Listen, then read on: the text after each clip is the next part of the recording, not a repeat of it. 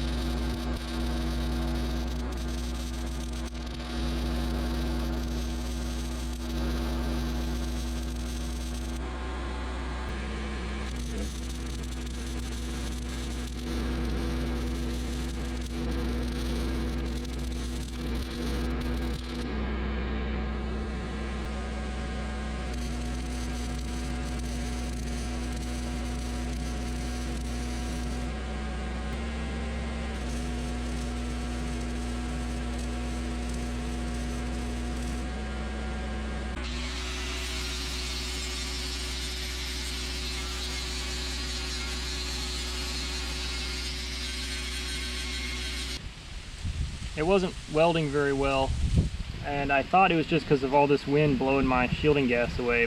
When I got done, I went over and checked, and the bottle's basically empty, so that was my mistake. But there was enough there to get it done, just not the prettiest, so that's as much as I'm going to grind it. I could work on it some more and make it totally smooth, but I don't care that much, so I'm going to hit it with some spray paint, and this will be done.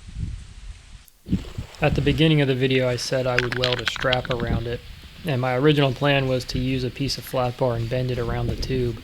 But once I put some weld on the pipe to hold everything in place when cutting off the angle iron, I decided not to mess with the strap and to just fill the gap with weld.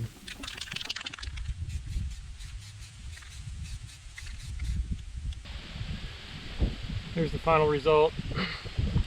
A lot stronger than it was before, and doesn't look great, but looks better than the angle iron on there, so